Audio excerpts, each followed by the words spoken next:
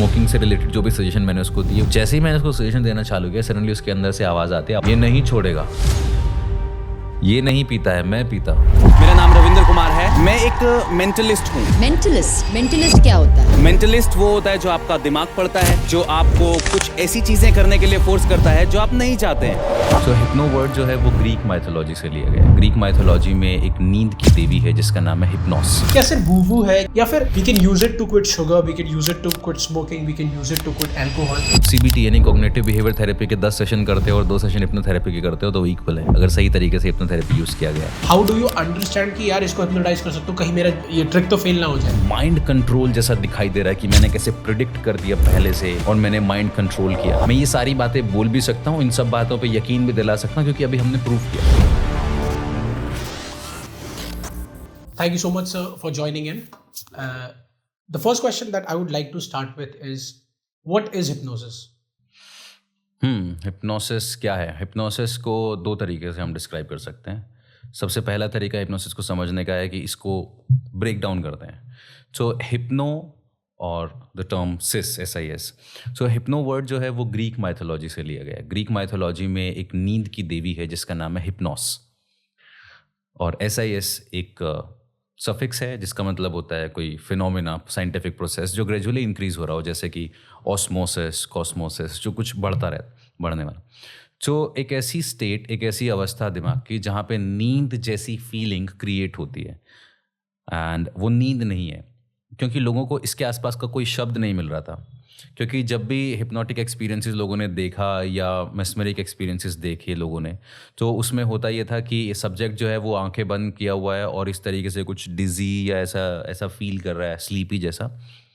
तो ये टर्म भी अपने आप क्रिएट हुई है, एक्चुअली स्लीप वर्ड अपने आप क्रिएट हुआ है। एक बार फ्रांस मेस्मर के एक स्टूडेंट ने किसी को हिप्नोटाइज किया, मेस्मरिक स्टेट में लेके गए। Will come to that mesmeric state क्या है, उस पर लेके गए और उसके बाद उससे पूछा हाउ आर यू फीलिंग, तो बच्चा बोलता है स्लीपी। तो तब से ये बात चारों तरफ फैल गई कि this guy can put people in sleep, जबकि वो नींद नहीं है, वो नींद जैसी स्टेट है। तो हिप्नोसिस का मतलब है नींद जैसी एक अवस्था, सबकॉन्शियस माइंड की एक स्टेट जहाँ पे आपका माइंड, आपका दिमाग, आपकी बॉडी थोड़ा डिजी या स्लीपी फील करते हैं। अब यहाँ से लोगों को लगता है कि क्या वो नींद में चले जाते हैं? नहीं। क्या वो अनकॉन्शियस हो जाते हैं? नहीं। क्या वो अपने कंट्रोल से बाहर हो जाते हैं? नहीं। क्या कोई और उनको कंट्रोल करता है? नहीं। इनफैक्ट इंसान बहुत ज़्यादा कॉन्शियस होता है, फोकस्ड होता है, लेकिन इसमें डिफरेंस है। जैसे कि आप कोई गाना सुन रहे हो और उस गाने में एक खास इमोशन है, लेट्स से किसी पहला प्यार याद कर रहे हो आप, उस टाइम पे आप आसपास की चीज़ों को भूल जाते हो कुछ देर के लिए। आपको वो जो गाने की लिरिक्स है ना, ऐसा जिसका नया नया ब्रेकअप हुआ हो और उसको कोई ऐसा गाना सुना दो आप, कैसा मतलब ठुकरा के मेरा प्यार मेरा इंतकाम देखेगी टाइप कुछ सुना दो, अरिजीत सिंह सुना दो। हाँ, अरिजीत सिंह सुना दो, वो आदमी लिटरली रोने लगता है, लड़का या लड़की। तो ऐसा उस गाने ने क्या किया? उस गाने ने कुछ नहीं किया, उस गाने ने एक तरीके की ट्रांस क्रिएट कर दी। तो क्या वो सो रहे हैं? नहीं। क्या वो अपने काबू में नहीं है? नहीं। वो उस गाने पे इतना फोकस्ड हैं कि उनको वो इमोशन फील हो रहा है। Just flush of emotion. Yes, hypnosis भी ऐसा ही है कि उस वक्त जो हिप्नोटिस्ट आपको सजेशंस दे रहा है वो आपको रिलैक्स होने के सजेशंस दे रहा है ताकि वो आपके कॉन्शियस माइंड को शांत करके बाद में कुछ चेंजेस कर सके, उसके अंदर जो भी पैटर्न्स क्रिएट करने कर सके। So hypnosis is not sleep, it's a sleep like state, और ये टर्म आया है ग्रीक माइथोलॉजी से। You mentioned Mesmer की philosophy, I got it. What is your philosophy on what is hypnosis? I strongly believe hypnosis is an art and science, both. Art कैसे है कि आपको ह्यूमन नेचर को, science कैसे है कि ह्यूमन नेचर को समझना होता है, उसकी साइकोलॉजी को समझना होता है। आर्ट कैसे आपको एक आर्टिस्ट की तरह अपनी लैंग्वेज फ्रेम करनी होती है, एक्सपीरियंसेस क्रिएट करने होते हैं, क्योंकि at the end of the day healing सामने वाले के अंदर होनी है। So I believe hypnosis is a state of mind जहाँ पे आप सब्जेक्ट को जो भी सजेशंस देते हो वो उसको रियल लगने लगते हैं और फिर वो रियलिटी बन जाता है और उसके अंदर अपने आप एक हीलिंग की स्टेट क्रिएट होने लगती है। तो it's an art and science both, और हम सब हर रोज़ हिप्नोसिस को एक्सपीरियंस करते हैं। जैसे कि मैंने अभी गाने का एग्जांपल दिया, अगर आप गाना सुनते हो, गाना सुनते सुनते आप एक स्टेट में चले जाते हो जहाँ पे आपको पुरानी बातें भी याद आने लगती हैं, हम कैसे मिले थे, कहाँ क्या हुआ था। एक तरीके का हिप्नोटिक स्टेट है वो। आप आसपास की चीज़ों से कट हो गए, आपकी ब्रेन वेव्स चेंज हो गई, हम कॉन्शियसली इस वक्त बात कर रहे हैं, हमारी जो कॉन्शियस ब्रेन वेव्स होती हैं, हम बीटा स्टेट में होते हैं। बीटा स्टेट में हमारा ब्रेन फ्लक्चुएट करता है 14 to 21 साइकिल पे। लेकिन उससे डीपर चले जाएंगे हम गाना सुन लेंगे, मूवी देख लेंगे, इमेजिनेशन में चले जाएंगे, हम मेडिटेशन में चले जाएंगे, बुक पढ़ने में चले जाएंगे। ऐसी कोई भी अवस्था में जहाँ पे हम एंग्रोस्ड हो जाते हैं, हमारा माइंड अल्फा स्टेट में चला जाता है, जहाँ पे हमारा माइंड 7 to 14 साइकिल पर सेकंड फ्लक्चुएट करता है। इसी स्टेट को और डीपर कर दो, फिर हम थीटा में चले जाते हैं, विच इज़ 4 to 7 साइकिल। और डीप कर दो, then we fall sleep, which is 0 to 4 cycle, the delta state. तो अल्फा और थीटा ये 2 स्टेट हैं जिनको हम हिप्नो आइडियल स्टेट बोलते हैं। कि यहाँ पे सब्जेक्ट बहुत ज़्यादा उसका जो रीजनिंग जो होती है, या जो उसका जो लॉजिकल बैरियर होता है, वो हट चुका है। अब वो इमोशंस के साथ काम कर रहा है, इमोशंस में चला गया। हम उसको डील कर सकते हैं, उसके अंदर इमोशंस पैदा भी कर सकते हैं, इमोशंस हटा भी सकते हैं, उसके अंदर से नए इमोशंस डाल भी सकते हैं, इमोशंस को मॉडिफाई भी कर सकते हैं, मैनिपुलेट भी कर सकते हैं। लेकिन ये कब होगा? जब वो हिप्नो आइडियल स्टेट में होगा। और हिप्नो आइडियल स्टेट क्या है? जब आप किसी एक पर्टिकुलर थॉट में इतना खो गए हो, वो थॉट में एक हिप्नोटिस्ट का कहा हुआ सेंटेंस भी हो सकता है, या खुद से पढ़ी हुई किताब भी हो सकती है, या मूवी भी हो सकती है। हम हर रोज़ ऐसा करते हैं। आप गाड़ी चलाते हो, यू ड्राइव राइट। पहला दिन याद करो जब आपने गाड़ी चलाना सीखा होगा, तो आपको कितनी चीज़ें याद करनी पड़ती होंगी। क्लच है, एक्सेलरेटर है, अरे ब्रेकर पे थोड़ा क्लच गियर डाउन जाएगा, ऐसा करना, ऐसा। आज आप जब गाड़ी चलाते हो, आप सिर्फ ये ध्यान रखते हो कि डेस्टिनेशन क्या है। बीच में आप फ़ोन भी अटेंड कर लेते हो, गाना भी सुन लेते हो। So how come you are driving so easily? अब आप ऑटो पायलट मोड पे गाड़ी कैसे चला रहे हो? Muscle memory. And that is again एक हिप्नोटिक फिनोमिना, एक हिप्नोटिक स्टेट। वो मसल मेमोरी कैसे डेवलप होती है? एक्सपीरियंसेस के थ्रू। जब कोई चीज़ आप बार बार एक्सपीरियंस करते हो, एक्सपीरियंस की और डीपर लेवल पे जाओगे तो क्या है? उससे रिलेटेड थॉट्स। मैं आपको एक एग्जांपल देके बताता हूँ। Hold out your hands like this, okay, and now just imagine you're like this. Imagine you are holding a medium size balloon between your palms. Look at that balloon, give it a color, a shape, a size, feel its texture between your palms. And now close your eyes and see the same balloon through your mind's eye. And अपने मन की आंखों से उस balloon को देखो, अपने हथेली को फील करो, अपने हाथों के बीच में उसका साइज, उसका शेप, उसका टेक्सचर फील करो। एंड नाउ इमेजिन कि उस बलून में एक छोटा सा छेद हो गया है और बलून श्रिंक हो रहा है। Open your eyes. क्या मैंने बोला था आपके हाथ नज़दीक आएंगे? क्या मैंने एक बार भी ये डायरेक्ट या इनडायरेक्ट सजेशन दिया कि ऐसा होगा? नहीं। मैंने क्या किया? Put your hands down. मैंने सिर्फ आपके माइंड में, मैंने हाथ उतनी देर क्यों रखा था? मैंने आपके माइंड में, दैट्स अ डिफरेंट गेम, उस पर भी हम बात कर सकते हैं। मैंने सिर्फ आपके माइंड में एक बलून की मेमोरी को रिक्रिएट किया। वो आपके अंदर ही है। मुझे नहीं पता आपका बलून किस कलर का था, किस साइज़ का था, किस शेप का था। मोस्टली लोग ब्लू या रेड सोचते हैं। What was your colour? Pink. It was pink, okay. Mostly लोग राउंड शेप सोचते हैं, ब्लू सोचते हैं, and girls think of a different. देखो अलग अलग कलर्स हैं, अलग अलग। माई पॉइंट इज, मुझे नहीं पता, वो आपके माइंड में एक मेमोरी है बलून होल्ड करने की, और वो श्रिंक होते हुए आपने फील किया, और उसका आफ्टर इफेक्ट क्या था? हाथ अपने आप नज़दीक आए। और पता है while I was doing it, जो हाथ पास आ रहा था, इसके बाद ना हाथ अपने आप ही पास आया। तो मेरे को करना नहीं पड़ा, वो अपने आप ही, और वो तेज़ी से आ रहा है कि आपकी आवाज़ की वजह से भी इट एम्पलीफाइड इट। तो मैंने आपके सेंसेस में एक एक्सपीरियंस क्रिएट किया। कैसे किया? इमेजिनेशन के थ्रू। मैंने एक इमेजिनेशन क्रिएट किया। इमेजिनेशन को स्ट्रॉन्ग करते हुए मैंने आपकी सेंसेस के एक्सपीरियंस में डाल दिया। अब आपकी बॉडी आपके थॉट्स के साथ कनेक्ट है। थॉट्स में जो चेंजेस आएंगे वो बॉडी में आएंगे। और बलून की एक मसल मेमोरी पहले से है। कभी ना कभी सबने बलून ऐसे पकड़ा होता है, उसको श्रिंक होते हुए भी देखा होता है, पता होता है क्या होगा। तो मैंने सिर्फ उस कहीं डीप बरिड लॉस्ट एक मसल मेमोरी को दोबारा से एड्रेस किया, और उसके बाद वो अपने आप ही। बट यू टेल मी कि अभी मैंने बहुत देर तक होल्ड किया हुआ था, जब तक आपने मेरे को बोला नहीं। You said that's a different ball game, वो कुछ और ही है। What is that? Can you explain? तो उसको हम बोलते हैं कि मस्कुलर कंट्रोल और लॉजिकल कंट्रोल, मतलब कॉन्शियस कंट्रोल, इमोशनल कंट्रोल, दोनों अलग अलग होते हैं। तो कभी कभी you are already in alpha, like आप ऑलरेडी उन चीज़ों को एक्सपीरियंस कर रहे हो, आप पहले से ही उस चीज़ को महसूस करना चाहते हो। तो आपके माइंड के लिए इस वक्त एक एक बात जो मैं बोल रहा हूँ वो इम्पोर्टेंट है बजाय आपकी बॉडी के। तो आपका जो कॉन्शियसनेस है वो हुक है मेरी बातों पे, और आपका अनकॉन्शियस माइंड जो है वो अपने फ्लो में चल रहा है। जो आपकी बॉडी आपका अनकॉन्शियस माइंड है, आपकी बॉडी पे आपका ध्यान नहीं है। लेकिन जैसे ही मैं बोलूँगा कि अपने राइट हैंड के शोल्डर के बारे में सोचो, अब आपका शोल्डर कॉन्शियसनेस में आया है, आपका आपका अटेंशन वहाँ गया है, राइट। लेकिन कमाल की बात यह है कि आपके लेफ्ट शोल्डर पे आपका ध्यान नहीं है, अब मूव हुआ लेफ्ट शोल्डर पे, अब राइट पे हट गया।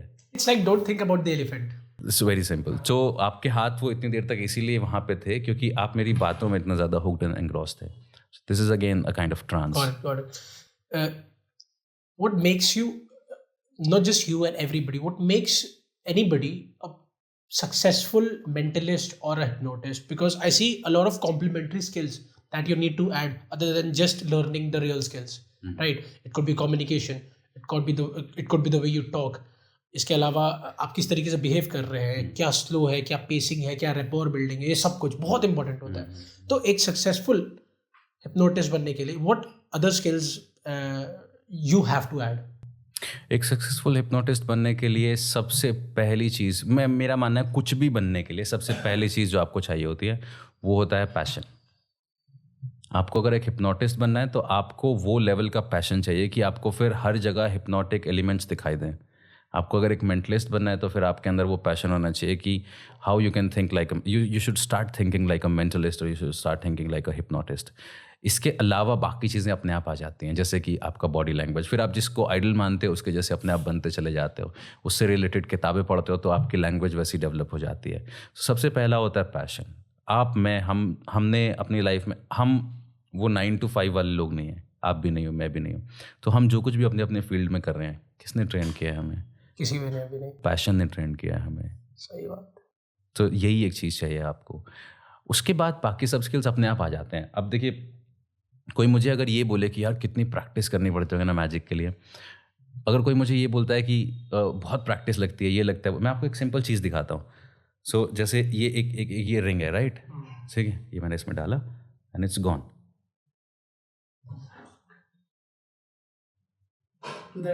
ओके, सो मैं आपको दोबारा दिखाता हूँ। तो वो रिंग हमेशा से यहाँ है। Okay, this is called a false transfer. तो मैंने ये रिंग को यहाँ ट्रांसफर नहीं किया, एक्चुअली मैंने फॉल्स ट्रांसफर किया, बट ये रिंग यही है। अच्छा। लेकिन ये प्रैक्टिस करने के चक्कर में ना मेरी ये उंगली टेढ़ी है, इनकम आप दूसरे हाथ से देखोगे तो, हाँ, so that I can hold it like this. वो अपने आप एक ये स्प्रेन आता है अपने आप ही, ठीक है। अब ये मुझे पता ही नहीं ये कब हुआ है। ऐसे गिटारिस्ट लोगों की ये टिप्स एकदम पकी हुई होती हैं बिल्कुल, उनको दर्द नहीं होता। जिमर्स की यहाँ पे, हाँ, जिमर्स की यहाँ पे होती है, ड्रमर्स के हाथ अलग होते हैं, राइट। मैं उस पॉइंट को प्रूव करने की कोशिश कर रहा हूँ कि अगर पैशन है ना आपके अंदर तो आपको वो दर्द नहीं पता चलता, आपको वो स्ट्रगल नहीं पता लगता है। और अगर very clean by the way. Thank you. अगर आपको स्ट्रगल जैसा लग रहा है ना, तो दोस्त आप गलत जगह प्रयास कर रहे हो।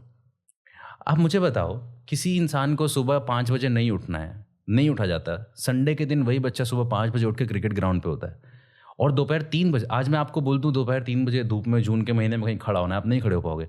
क्रिकेट खेलने के लिए खड़े हो जाते हैं लोग। तो बस आपको पैशन चाहिए, फिर आपको कुछ भी महसूस नहीं होता है। दूसरी जो चीज़ चाहिए वो अपने आप आ जाती है, अपने आप रास्ते मिल जाते हैं। मैं सोनीपत से हूँ।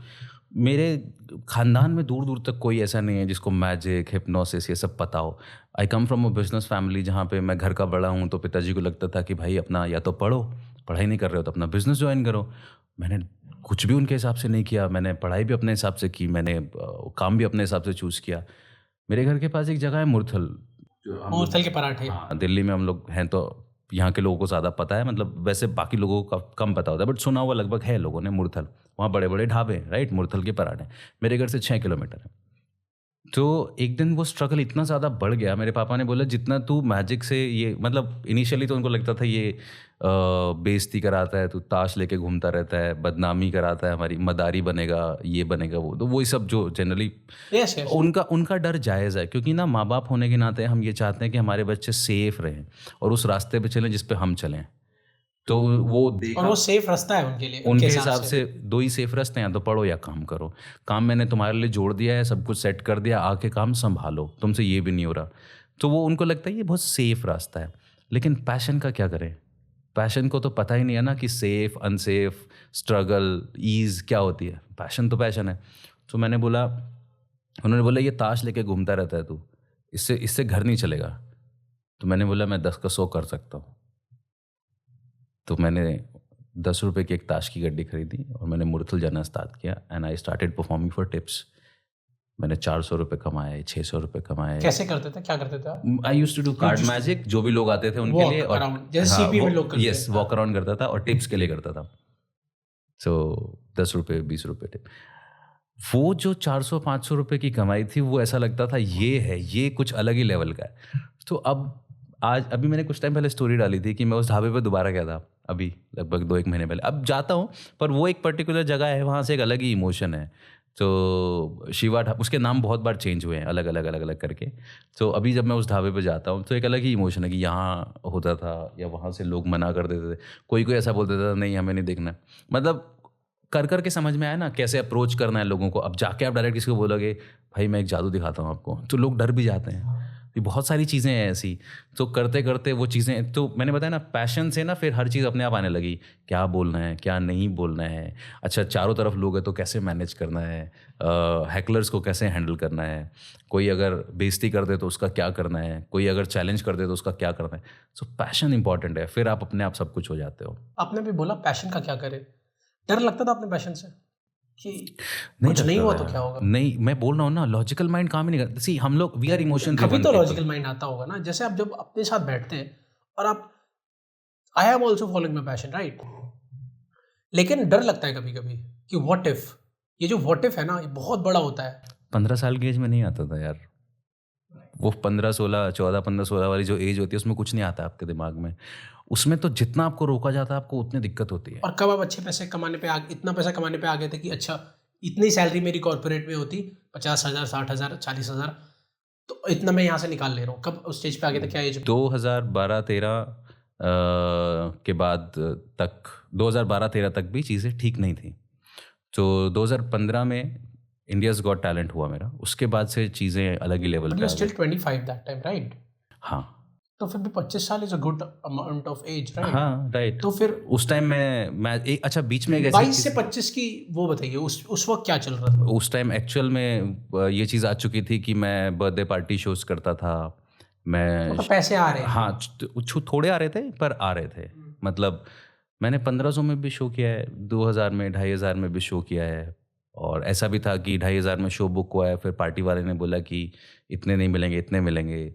वहाँ से सोचो सोनीपत से दिल्ली खुद ही आ रहे हैं, अपना सामान वामान लटका के सब बस में, टैक्सी में, जैसे तैसे करके आ रहे हैं, शो कर रहे हैं। किया है वो सब मैंने, लेकिन उन सब में भी ये फील कभी नहीं हुआ कि स्ट्रगल है। कौन जाएगा यार इतनी दूर रात को? मुझे याद है कभी कभी ऐसा होता था, रात को मुकरबा चौक पे खड़े हैं और रात को 12:30 बजे भी खड़े हैं, अभी कोई आएगा, कोई बस आएगी, कोई टैक्सी आएगी। इस मामले में मैं कभी वो चीज़ आई नहीं मेरे दिमाग में कि ये क्या कर रहा है अपने आप के साथ, है क्या कर रहा है। बताइए, मैं कभी कभी जैसे स्पेशली इस टाइम पे ना, जब आप रात है, आसपास कोई भी नहीं है और आप बस का वेट कर रहे हैं और आप वहाँ खड़े हैं, ठीक है, इमेजिन दिस, थॉट्स तो आते होंगे ना कि यार क्या कर रहा हूँ मैं लाइफ के साथ? नहीं आए भाई, कहीं आगे मैं जेन्युइनली बोल रहा हूँ, मुझे नहीं आए। नहीं, मैं वापस उसी पॉइंट पे आऊँगा कि अगर आपके अंदर दीवानगी है ना, तो फिर वो वही है। वो देखो यार, कोई सेकंड ऑप्शन नहीं, कोई है ही नहीं ना, सोचना ही नहीं ना उस बारे में। तो यार जब मैं बस के लिए वेट कर रहा था उस टाइम भी मेरे घर पे गाड़ी थी, पर नहीं लेनी है। Well off? हाँ, मतलब I come from a good family, middle class. हाँ, हर मिडिल क्लास बचपन से आपको थोड़ा हिला हुआ फील होता है। और जो आदमी अपने अंदर जो सेल्फ डायलॉग चल रहा होता है ना, उसमें उसको पता होता है कि यार I am meant for great things, I am meant to do big, ठीक है। What was your internal dialogue and how the books that you were reading shaped you, and what were those books? Okay, तो किताबों का सिलसिला शुरू हुआ जब मैं अकेला रहने लगा, बहुत ज़्यादा अकेला। कैसे रहने लगा? ये लगने लग गया कि घर वाले समझते नहीं हैं, जो मुझे करना है वो उनको पसंद नहीं आता है। तो फिर मैं बहुत रिबेलियस हो गया। और उस टाइम पे पोइट्री पढ़ने का मेरे को शौक़ था, क्योंकि जब आप बहुत सारी चीज़ें बोलना चाहते हो, बहुत सारी चीज़ें कहना चाहते हो, तो सबसे आसान तरीका होता है पोइट्री। आप लिखते हो। मैं कुछ चीज़ें लिखता था इनिशियली, वही सब जैसा होता है, राइमिंग करना और चीज़ों को एक्सप्रेस करने के लिए कागज़ काले कर देना, कुछ भी लिख देना जो समझ में आ रहा है, गुस्सा कर देना, कुछ भी लिख देना जो समझ में आ रहा है। तब लगता था ये तो मास्टरपीस लिख दिया है। आज अगर कभी कुछ ऐसे पुराने पेपर मिलते हैं तो लगता है क्या लिखा था भाई। फिर ऐसा लगता है नहीं कोई बात नहीं, वो उस वक्त वो आदमी था, मैं कुछ और हूँ, अभी कुछ और हूँ, कल कुछ और हूँगा। तो पोइट्री लिखना चालू कर दिया। लिखना चालू कर दिया। तो फिर अगेन वही हंगर, किसको सुनाऊं, फिर जिसको सुनाते थे तो कुछ अच्छे लोगों को भी सुनाया। तो एक अच्छे पोइट से मेरा मिलना हुआ, उन्होंने कहा कि भाई तुम्हारी पोइट्री में ना डेप्थ नहीं है, डेप्थ लाओ, अभी ये सिर्फ राइमिंग है। मैं बोला कैसे? उसने बोला अच्छी पोइट्री पढ़ो। और उसने चलते चलते कहा कि अलग अलग तरीके की पोइट्रीज़ होती हैं, जैसे अगर तुम्हें रहस्यवाद को समझना है तो तुम्हें कबीर को पढ़ना चाहिए।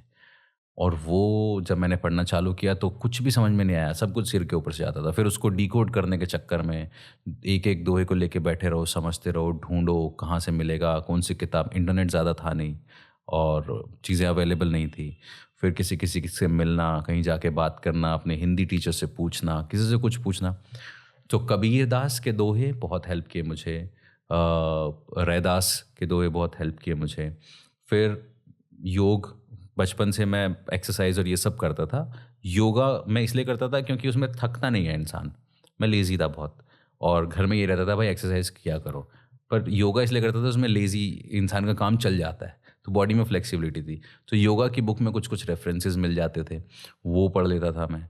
और उसके अलावा फिर मैजिक की जब जर्नी चालू हुई थी तो मैं बहुत सारी किताबें ऐसी ले आया था जो मुझे पता नहीं था कि इनका मैजिक से कोई लेना देना नहीं है। जैसे कि इंद्रजाल, लाल किताब के टोटके, ये सब किताबें। अब वो मैं बुक शॉप पे जाता था, आई रिमेंबर छोटा सा बच्चा से साइकिल लेके बुक शॉप पे जाया, अंकल मैजिक की बुक दे दो। अंकल बोलते थे ये इधर है, अब जो किताब देखूं वही लगे यही है असली मैजिक, यही है असली मैजिक। आज भी मेरे पास वो सारी किताबें रखी हैं, उनका कुछ काम नहीं है, वो कुछ और ही चीज़ें हैं। वो काली काली किताब के टोटके, काला जादू वगैरह, हाँ वो सब है ना। भृगु संहिता, उसमें ज्योतिष है पूरा। लाल किताब, उसमें एस्ट्रोलॉजी है पूरी। रावण संहिता, उसमें पूरे अलग ही लेवल की। उस वक्त तो लगता होगा इससे मैं अब सब सीख जाऊँ। अब मैं सब सीख गया हूँ और अब अलग ही लेवल पे अब मैं कुछ और चीज़ें करूँगा। अब मैं किसी को कुछ भी बना दूंगा, किसी को कुछ भी करूँगा। तो वो समहाउ मुझे ना वो भारी भारी किताबें ना बोरिंग नहीं लगी। तो वो किताबें पढ़ना, दोहे पढ़ना, वो इस तरीके की किताबें पढ़ना। फिर इस जर्नी में अलग अलग चीज़ें। फिर एक चीज़ आई तंत्र। फिर तंत्र जो है वो दो तरीके, एक तो जो आम भाषा में लोग बोलते हैं ये तांत्रिक है, नहीं वो नहीं। तंत्र जो ओशो बात करता है, यस, जिसके बारे में ओशो बात करता है, जो स्पिरिचुअलिज्म एंड सेक्सुअलिटी को एक साथ लेके चलने की बात है। जब वो मेरे हाथ में आई, वो चीज़ जब मेरे को पता चली, तो विज्ञान भैरव तंत्र करके एक किताब है। हाँ, तो विज्ञान भैरव तंत्र के बारे में मुझे पता चला, वहाँ से मेडिटेशन के बारे में पता चला, वहाँ से फिर ओशो के बारे में पता चला। फिर ओशो ने अलग अलग लोगों के रेफरेंस दिए, फिर अलग अलग किताबों के बारे में पता लगा। तो ऐसा गुरजीएफ करके, हाँ, गुरजीएफ के बारे में, रमन के बारे में, लाओ त्सु के बारे में, इन सब के बारे में पता चला। तो ये सब किताबें, पोइट्री की किताबें, मिर्ज़ा गालिब की को पढ़ लिया तो अलग लेवल की फ़िलॉसफी पता लगी। फिर बुद्धा तो मैंने सिर्फ ओशो के मुंह से पढ़ा है, मतलब पढ़ा नहीं है मैंने, सुना है। जो ओशो की सीरीज़ है एस धम्मो सनातनो करके, वो पूरी धम्मपद के ऊपर जो सीरीज़ है वो सुनी। ऑडियो कैसेट्स ला के फिर मैं सुनने लग गया था। उस टाइम वॉकमैन चलता था, उसमें कैसेट डाली, अपना कान में लगा, क्योंकि पहले मैं टेप रिकॉर्डर में चलाता था तो घर वाले डांटते थे, वो कहते क्या सुन रहा है, एक तो कुछ कर नहीं रहा है, फिर ये ऐसी फालतू चीज़ें सुनता है, इसलिए तेरा दिमाग ख़राब होता है। फिर मेरे पास एक वॉकमैन था, उसमें कैसेट्स डाल के सुनता रहता था। म्यूजिक और ये सब कैसेट्स, जिसको अब हम लोग पॉडकास्ट बोलने लगे, वो जो कैसेट्स थी वो ओशो के लेक्चर्स थे। आप म्यूजिक कम सुनते थे? म्यूजिक नहीं सुनता था मैं, सुनते ही नहीं थे, कम सुनता था। वो म्यूजिक सिर्फ वो सुनता था जिसमें पोएटिक चीज़ें हों, जिसमें लिरिक्स दमदार हो। म्यूजिक नहीं, मतलब मेरी लर्निंग एबिलिटी, जो अगर आप मुझसे पूछोगे ना कि हम सबके ना कुछ कुछ लर्निंग ट्रेट्स होती हैं, तो हम मोस्टली 3 तरीके के लर्निंग ट्रेट्स होते हैं हमारे पास। पहला होता है विजुअल लर्निंग, दूसरा होता है ऑडिटरी लर्निंग, तीसरा होता है काइनेस्थेटिक लर्निंग। तो विजुअल लर्निंग होता है देख के सीखते हो आप, ऑडिटरी होता है सुन के सीखते हो, और काइनेस्थेटिक होता है करके सीखते हो, आपको प्रैक्टिकल करना है। मेरा जो प्राइम ट्रेट है वो ऑडिटरी लर्निंग है। उसका रीज़न ये है कि बचपन से मैं चुप रहा, जो जैसा बोलता था वो मेरे अंदर चलता रहता था। कई हुई बातें मुझे बहुत याद रहती हैं, कई हुई बातें मुझे बहुत जल्दी अफेक्ट कर जाती थी। किसी को भी खुश करना है, कुछ लोग ऐसे होते हैं ना, कुछ भी बोल दो वो इग्नोर कर जाते हैं। कुछ लोग ऐसे होते हैं आप ज़रा सा बोलो उसके आगे की लाइन खुद ही सोच लेते हैं, तो उन्हें ये बोला इसका मतलब ये है क्या, तो ये सोचता है मेरे बारे में। तो वो डिपेंड करता है कि वो किस टाइप के लर्नर है। लेकिन ऑडिटरी लर्नर मोस्टली ऐसे होते हैं जिनको ये सब बातें याद रहती हैं, तुमने मुझे ऐसा बोला, वो ऐसे कहने लगा। अगर कभी पहचानना हो कि सामने वाला किस तरीके का लर्नर है, ये बहुत अच्छी टिप है, उसकी लैंग्वेज सुनो, और उसकी लैंग्वेज सुनो तो आपको समझ में आ जाएगा कि ऑडिटरी है या विजुअल है या काइनेस्थेटिक है। एग्जाम्पल मान लेते हैं वाइफ ऑडिटरी है और हस्बैंड विजुअल है, एनिवर्सरी है, हस्बैंड वाइफ को मार्केट लेके गया, एक रेस्टोरेंट में लेके गया, वहाँ पे एक अच्छा सा कमरा सजाया हुआ है, सरप्राइज है, सब कुछ है उसके लिए, बेड पे रोजेस रखे, विजुअली बहुत सुंदर दिख रहा है सब कुछ। अब वाइफ उदास है, मुंह बना के बैठी है। हस्बैंड कहते क्या हुआ? कहती है इतना सब कुछ किया, एक बार आई लव यू नहीं बोल सकते? क्योंकि उसको सुनना है, राइट? Spot on. उसको वो सुना दो जो उसको सुनना है, उसको वो दिखा दो जो उसको देखना है, नहीं चाहिए उसको वो फील करा दो जो उसको फील करना है। दैट्स इट, सिंपल है, सबसे सिंपल फॉर्मूला है। तो VAK, visual, auditory and kinesthetic. तो मेरी जो ट्रेट है प्राइमरी, वो ऑडिटरी ट्रेट है, क्योंकि मैं सुनना बहुत, इसीलिए सुनाने में भी ज़्यादा मेरा सिलेक्शन ऑफ वर्ड्स अच्छा है, मेरी लैंग्वेज पे पकड़ अच्छी है। क्यों? क्योंकि जैसा सुना है वैसा बोलना है, इसीलिए मेरे को वो चीज़ें याद हैं, मेरे को वो पोइट्रीज याद हैं, वो किताबें याद हैं, मेरे को वो सब चीज़ें फिर स्टेज पे हेल्प करती हैं। हाउ हिप्नोटाइजेबल समबडी इज, इसके लिए एक टेस्ट जो I was going through a podcast yesterday and they mention Spiegel test करके एक टेस्ट होता है, right? Can you help me understand कि ये टेस्ट क्या है for the audience, and how do you understand कि यार इसको हिप्नोटाइज कर सकता हूँ, कहीं मेरा ये ट्रिक तो फेल ना हो जाए। जैसे रोड पे आपने किसी को भी लिया और आपको लगता है कि यार ये अगर हिप्नोटाइज ही नहीं हो पाया तो वो सब फेल हो जाएगा, एक तो मेरा कॉन्फिडेंस जाएगा, ऊपर से इस पर टेस्ट भी नहीं चलेगा, बोले क्या कर रहा है भाई। तो हाउ डू यू एनालाइज कि हाउ हिप्नोटाइजेबल और susceptible to hypnosis somebody is? तो पहले ये समझते हैं कि हिप्नोसिस फेल नहीं होता है, कभी भी फेल नहीं होता है। हिप्नोसिस में कोई ट्रिक फेल नहीं होती है, सबका अपना लेवल ऑफ ट्रांस या लेवल ऑफ एक्सेप्टेंस होता है, सबका अपना लेवल ऑफ सजेस्टेबिलिटी होता है। जैसे मैंने अभी आपके साथ मैं बहुत ही सिंपल टर्म में समझाता हूँ, कोई टेक्निकल टर्म में ना, तो हम आयरन टेस्ट ना स्पीगल टेस्ट, इसके बारे में बात नहीं करेंगे। बहुत सिंपल, इसको हम बोलते हैं सजेस्टेबिलिटी टेस्ट। सजेस्टेबिलिटी टेस्ट, कौन कितना सजेस्टेबल है, इसको फिगर आउट करने के लिए कुछ तरीके होते हैं। okay. जैसे मैंने आपके साथ एक श्रिंकिंग बलून एक्सपेरिमेंट किया, इससे मुझे ये समझ में आता है कि the kind of person you are. जैसे आपने मुझे बताया कि एक पॉइंट आने के बाद यहाँ से ना हाथ अपने आप आगे जा रहे थे, स्पीड में, राइट? दूसरा, फिर आपने मुझे एक बात बोली कि शायद आपकी आवाज़ की वजह से या आपके साउंड, तो अब मैं समझ सकता हूँ कि आपका जो प्राइमरी चैनल है वो विजुअल की बजाय काइनेस्थेटिक एंड ऑडिटरी का मिक्स है। यस, ऑडिटरी बहुत ज़्यादा, राइट? तो इसीलिए मेरी आवाज़, वो पर्टिकुलर साउंड, वो जो हवा बाहर आ रही थी बलून का, उसका साउंड ने आपको पुश किया। अब अगर मैं कोई ऐसा सजेशन आपको दूं जिसमें कोई भी ऑडिटरी एक्सपीरियंस क्रिएट ना हो रहा हो, आप उसको फॉलो तो करोगे बट थोड़ा डिफिकल्ट होगा। लेकिन अगर मैं आपको ऐसा कोई सजेशन दूं जिसमें ऑडिटरी एक्सपीरियंस बहुत ज़्यादा क्रिएट हो रहे हो, वो आपको जल्दी अफेक्ट करेगा। तो ये एक तरीके का सजेस्टिबिलिटी टेस्ट था। कुछ लोगों के हाथ धीरे धीरे नज़दीक आते हैं, कुछ के नहीं आते हैं, बिल्कुल नहीं आते हैं, तो फिर मैं समझ जाता हूँ कि ये कम सजेस्टेबल है। लेकिन हिप्नोटाइजेबल हर कोई होता है, हिप्नोटाइजेबिलिटी सबकी अलग अलग है। कुछ लोग इतना जल्दी, इतना क्विक इस ट्रांस में चले जाते हैं कि आप उनको जैसे बोलते हो स्लीप, वो आपको ऐसे दिखाई देते हैं। तो लोग ना, पीपल जनरली मिसअंडरस्टैंड दिस, उनको लगता है कि हिप्नोसिस का मतलब सिर्फ यही है। ये नहीं है हिप्नोसिस का मतलब। हिप्नोसिस का मतलब है एक सजेस्टिव स्टेट क्रिएट करना जहाँ पे आपके सजेशंस सब्जेक्ट एक्सेप्ट कर ले, उसका जो लॉजिकल बैरियर है, उसका जो रैशनल बैरियर है वो हट जाए। तो जब उसका वो लॉजिकल थिंकिंग वाला बैरियर हट जाता है, कॉन्शियस बैरियर हट जाता है, क्रिटिकल माइंड, क्रिटिकल फैक्टर हट जाता है, तो फिर वो आपके सजेशंस को फील करने लगता है। अब जैसे हमने ये किया, एक और क्विक एक्सपेरिमेंट करते हैं आपके साथ। Okay, hold out your hands. हाँ, प्लीज अपने हाथ सामने लाइए, lock your fingers, bend your elbows and now look at me. पहले मुझे देख लो क्या करना है। I will ask you to open your fingers like this. Not now, I will ask you. When I'll ask you to open your fingers like this, and आपको अपनी उंगलियां ऐसे खोलनी है, and I will ask you to notice the gap between your fingers, and slowly your fingers will begin to come closer, and that's perfectly fine. जब ऐसा हो तो उनको आने देना, and when they touch, just close your eyes, take a deep breath, and just try to relax. Okay? Open your hands. Look at the gap between your fingers.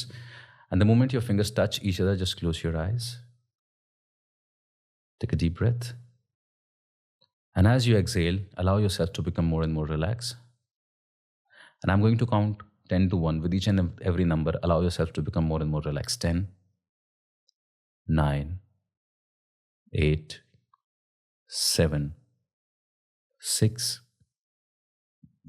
5, 4.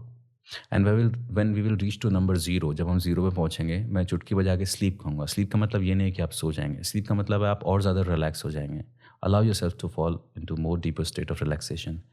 4, 3, going more and more deeper. 2, 1, 0. Just relax and sleep. Allow yourself to become more and more relaxed. And sleep. Every time I say the word sleep, allow yourself to fall more deeper into a wonderful state of mind.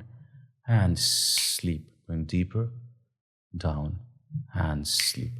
And इस वक्त जितना ज़्यादा आप relax हैं, इस relaxation को और ज़्यादा डीपर लेवल पे ले जाते हैं. इमेजिन करो कि आपकी पलकें एकदम शांत हैं.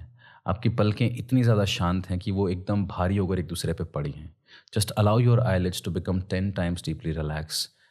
Make them relax. इतना ज़्यादा डीपली रिलैक्स कर दो कि वो एकदम एक दूसरे पे पड़ी हुई, चिपकी हुई, स्टक, सील्ड, बॉन्डेड महसूस हो. That's right. Make them more and more relax. Perfect. And when you will reach to a point where you feel they are so relaxed that they are almost stuck and glued to each other, and when you believe that they are stuck and they are not going to open, I want you to give a little try. And the more you try to open them, you will find they are becoming more and more relaxed. That's right. Now stop trying, go deeper, and sleep. And now in a moment, I will ask you to open your eyes.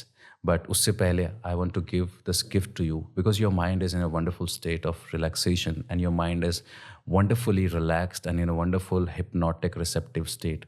Whatever I'm going to say is going to become a reality. It will manifest very soon. Day by day, in every way, you will grow better and better. You will find yourself becoming more and more confident and passionate about your projects. You will find yourself more open to new things, new knowledge. You will find yourself reading more and more books. From this moment onwards, when you will open your eyes, you will open your eyes to a new reality. You will find yourself achieving great success in your life. All the previous obstacles and blocks are gone. On my count of 5, you will open your eyes fully fresh and completely awake. But in future, whenever I'll say the word sleep, you will instantly feel that relaxation. But in future, whenever I will say the word sleep, you will instantly close your eyes and you will fall down in the deeper state of relaxation. 1, allow yourself to become more and more fresh. 2, feel the consciousness coming back. 3, feeling fresh, energetic. 4 and 5, open your eyes. You can even check, you can even see how deeply relaxed you are. Your vocal cords are so relaxed. This is good. Right? This is good. State is sexy. This feels like I'm on weed. Yes. Yes. And the best part, अब आपके mind को पता है कि कैसे उस state को achieve करना है. हमने इनिशियली एक टेस्ट से स्टार्ट किया और फिर मुझे लगा you are in the right state, तो मैंने उसको प्रोग्रेस करते हुए आगे ले गया. और जब उसको प्रॉपरली प्रोग्रेस किया मैंने और आपको स्टेट में लेके गया, तो जब मुझे लगा कि ये सबसे रिसेप्टिव स्टेट है, हमने एक टेस्ट किया आंखों को लॉक करने का. But was that experience? मेरा स्ट्रेस अभी कम हो गया है. एंड पता है, जैसे पॉडकास्ट के पहले ना I am pretty nervous about talking to people, क्योंकि पूरा कॉन्वर्सेशन का फ्लो आप डिसाइड करते हो, whoever is the host, right? But right now I am like कि अब कॉन्वर्सेशन पे आ गया. वो जो एक स्टेट होती है ना कि from podcast to conversation, just उस स्टेट पे I am able to come because of the experiment that we were running. Great, got it.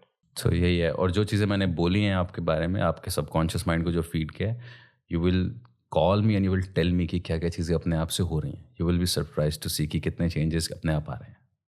The gift. It's a gift. My mentor taught me this: never hypnotize anyone for free, for fun only, because it's a wonderful state, wonderful receptive state. Always leave them a gift. Great, great. You talked about myths right now, right? What are some of the myths, more than what you just said, are there related to hypnosis? पहला myth है कि hypnosis is mind control.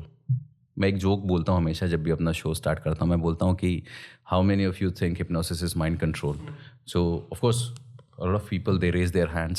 मैं उनको बोलता हूँ so according to you what is hypnosis? Many people tell me कि आप किसी को कंट्रोल कर सकते हो, उससे अपनी मर्जी का कुछ भी करा सकते हो. तो मैं उनको बोलता हूँ किसी so you mean you can control someone, you can make them do whatever you want them to do, you can figure out their secrets without their wish.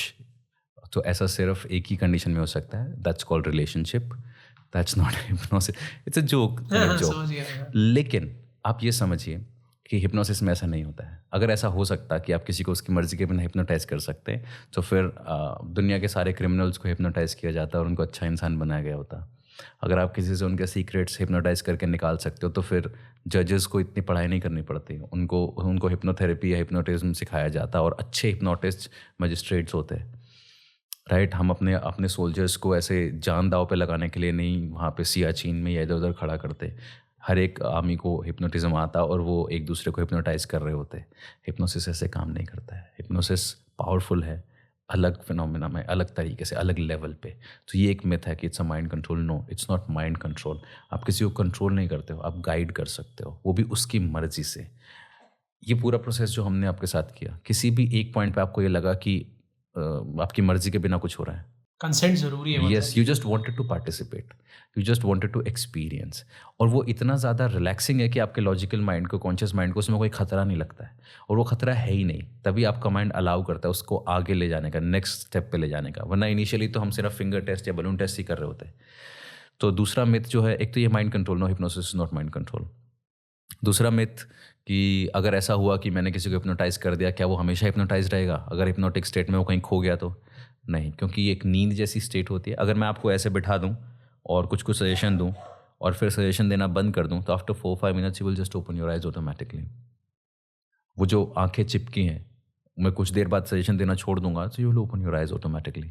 ऐसा नहीं है कि वो पूरी ज़िंदगी चलेगा, नहीं, ऐसा नहीं है। हिप्नोसिस में कोई कहीं फंसता नहीं है। आप किसी की सांसें नहीं रोक सकते हिप्नोटाइज करके।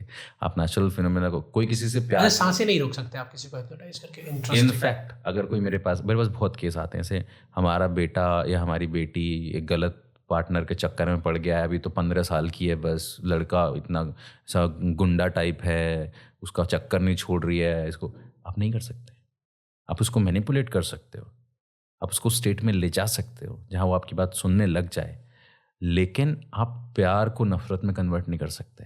आप नफ़रत को प्यार में कन्वर्ट नहीं कर सकते। आप कोई चीज़ अच्छी लगती है उसको बुरा नहीं बना सकते। कब कर सकते आप ऐसा? जब सामने वाला चाहता हो। जैसे किसी को बहुत मीठा पसंद है और डॉक्टर ने कहते हैं भाई मीठा खाएगा तो मरेगा। अब वो कहता है मैं छोड़ नहीं पा रहा हूँ, डॉक्टर कहता है हिप्नोथेरेपी ट्राई करो।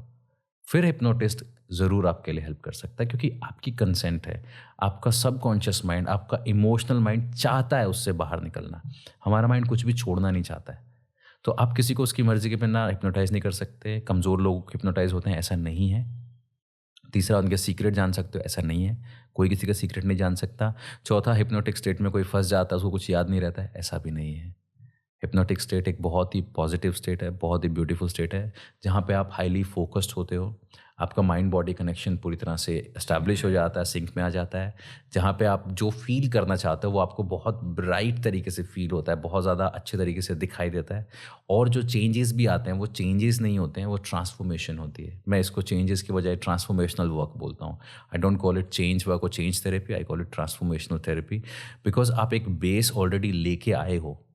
मुझे जल्दी उठने की आदत डालनी है, मुझे मीठा छोड़ना है, मुझे चाय छोड़नी है, मुझे गुस्सा कम। बहुत लोगों को इनके practical implications, I don't see through your videos or through all the videos that I see, practical implications, right? I don't see a lot of practical implications. So my question from you is कि क्या सिर्फ वू है कि wow मज़ा आ गया, क्या सही चीज़ है, या फिर हम we can use it to quit sugar, we can use it to quit smoking, we can use it to quit alcohol, to quit any bad habit? Can we use it like that?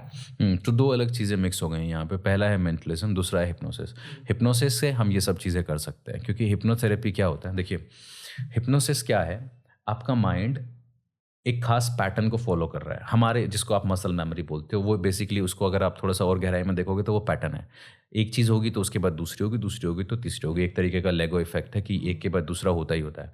तो mind ऐसे काम करता है, one reality and then after that another reality. पहले आंखें चिपकी तो मेरे लिए ये ईजी हो गया कि अब हाथ चिपकाया जा सकता है। हाथ चिपका तो फिर एल्बो चिपकाई जा सकती है, एल्बो से फिर जॉ पे जाया जा सकता है। क्यों है बेसिकली वो? ऐसा इसलिए क्योंकि माइंड एक रियलिटी को एक्सेप्ट करना चालू कर देता है और मान लेता है ये हो रहा है, तो फिर वो दूसरे को भी मान लेता है। जैसे मैंने वो आपके साथ बलून वाला टेस्ट किया, इसका एक फॉर्मूला है जो मैं अपने स्टूडेंट्स को हमेशा सिखाता हूँ। Imagination creates experience, experiences create belief system, your believes turn into your physiology.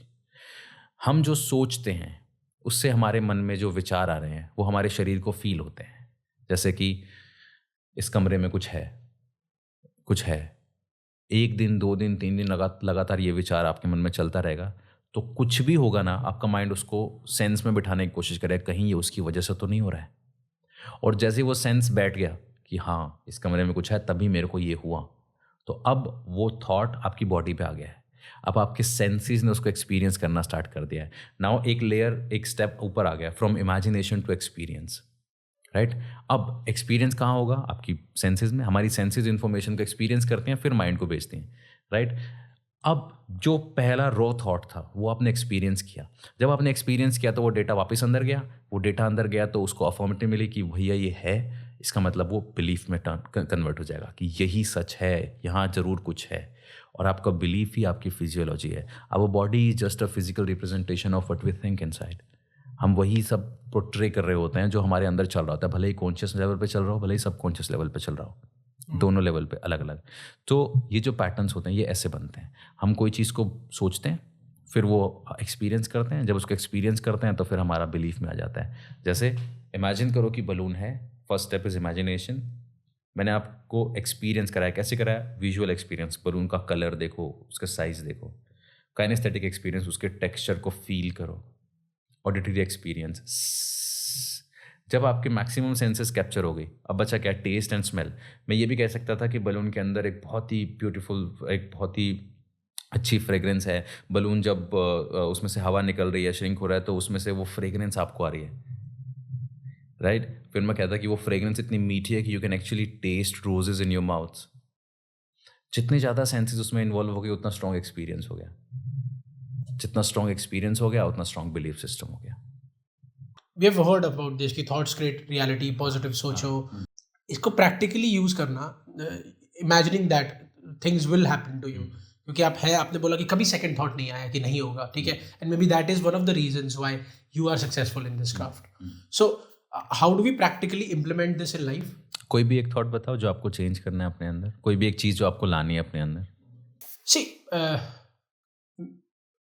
can I talk about money as well? हाँ। See, I want to make a lot of money, so that my parents are well off, I am well off, and I don't have to think about money. Okay, तो आपको बहुत सारा पैसा बनाना है, बहुत सारा पैसा कमाना है।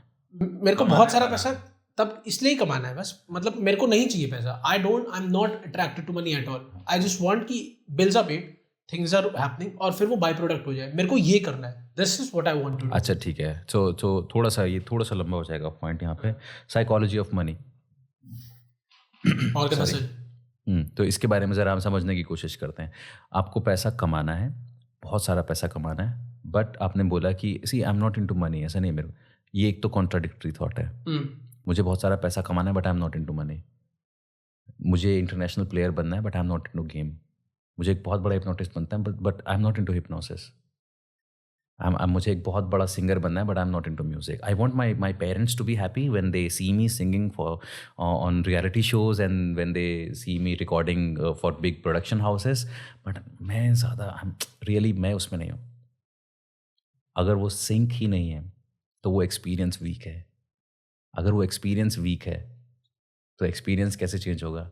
इमेजिन करने से। इसलिए लोग बोल देते हैं कि लॉ ऑफ अट्रैक्शन का पहला स्टेप है इमेजिन करो कि आपके पास वो गाड़ी है। फिर बोलते हैं एक्सपीरियंस करो, आपके हाथों में वो स्टीयरिंग है, आप गाड़ी के अंदर बैठे हो।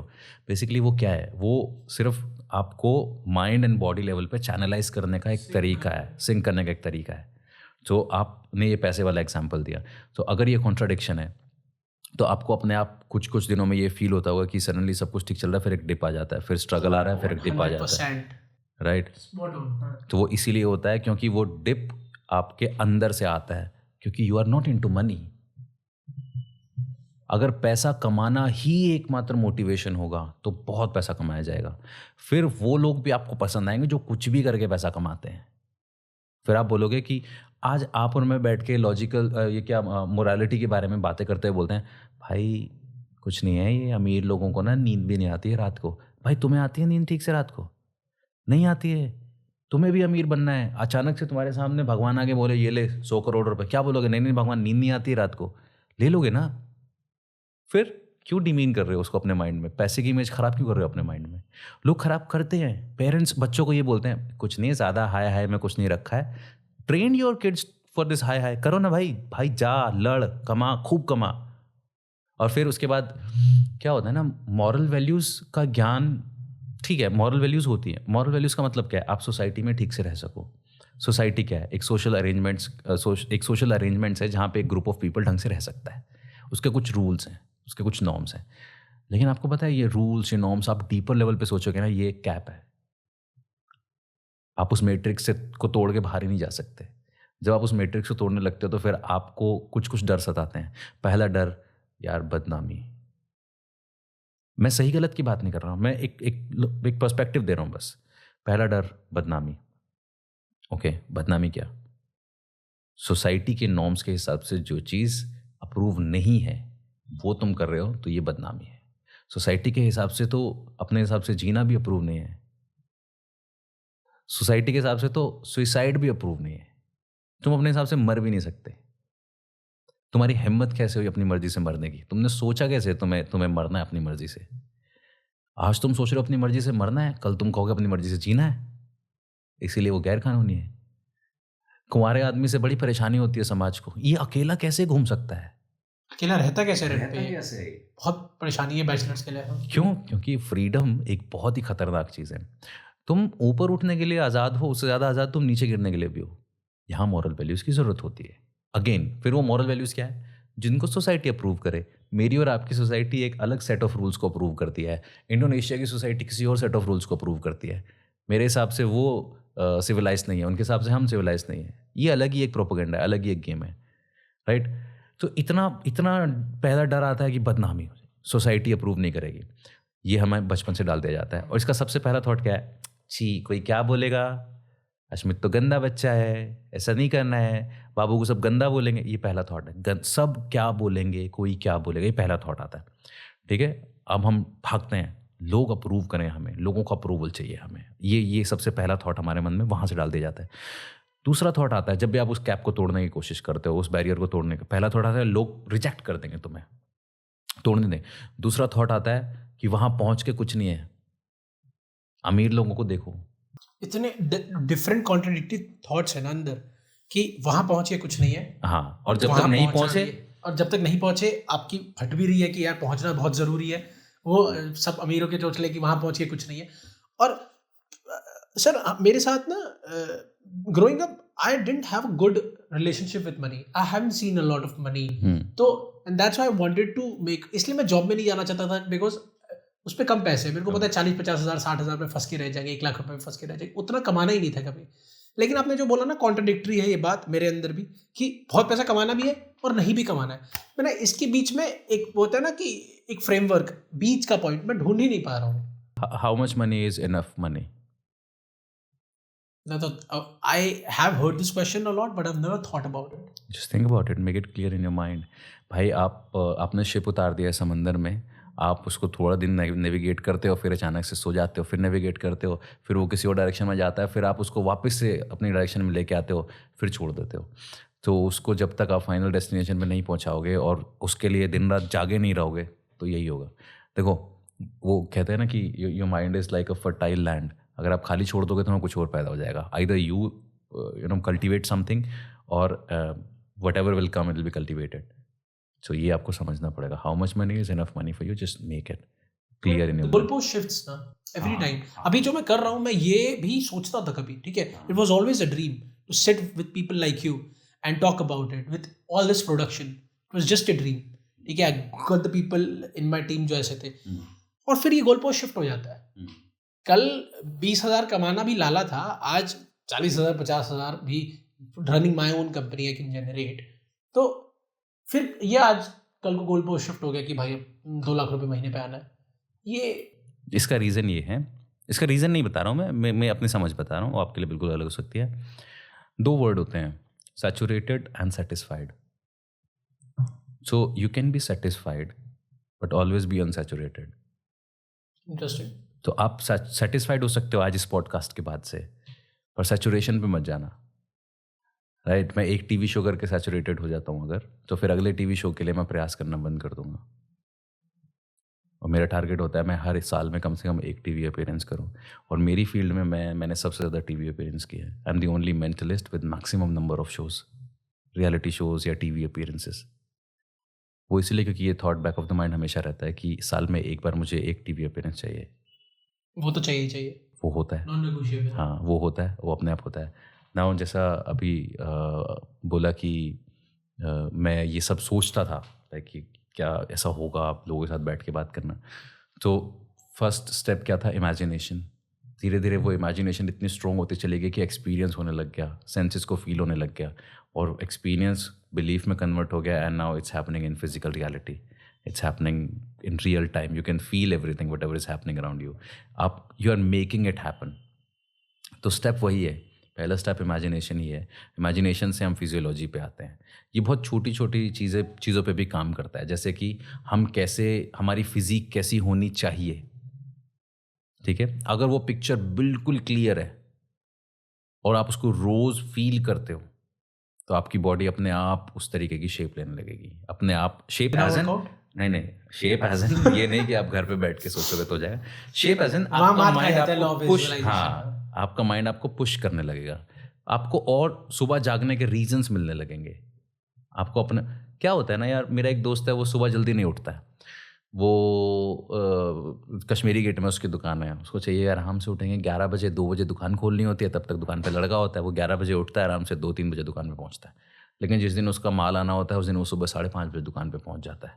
ऐसा नहीं है कि दुकान पे लड़के नहीं है, वो आएंगे नहीं। स्ट्रॉन्ग रीजंस होने चाहिए। यस, मोटिवेशन शिफ्ट हो गया। सो ये बात है। और दूसरी बात आपने बोला कि आपके गोल पोस्ट भी चेंज होते रहते हैं। आपने अभी जो डिसाइड किया उसके बाद कुछ और डिसाइड करना होता है। ये एक्चुअली ये स्टेप्स होते हैं। आप जब एक चीज़ अचीव कर लेते हो, उसके बाद आपको दूसरी चाहिए होती है। मेरी एक गज़ल है, उसके 2 शेर हैं। उसका पहला शेर है कि किसी पे धूप के जैसा है ये, और किसी पे छाया है, अपने अपने हिस्से का इश्क सभी ने पाया है। वो जो अपने पास नहीं है वो ही सबसे अच्छा है, वो जो अपने पास नहीं है वो ही सबसे अच्छा है। एक इसी खुश फहमी ने इस दुनिया को भरमाया है। आय है, वाह, डीप। जो हमारे जो नहीं है वही सबसे अच्छा है। टेल मी, जो हम लोग बात कर रहे थे about the real life implications of hypnosis, उसको कैसे रियल लाइफ में यूज कर सकते हैं? तो मैंने बताया था कि मेंटलिज्म और हिप्नोसिस 2 अलग अलग चीज़ें हैं। सो मेंटलिज्म को समझते हैं पहले। मेंटलिज्म एक आर्ट फॉर्म है, ठीक है। जैसे मैजिक एक आर्ट फॉर्म है, म्यूज़िक एक आर्ट फॉर्म है, और पेंटिंग एक आर्ट फॉर्म है।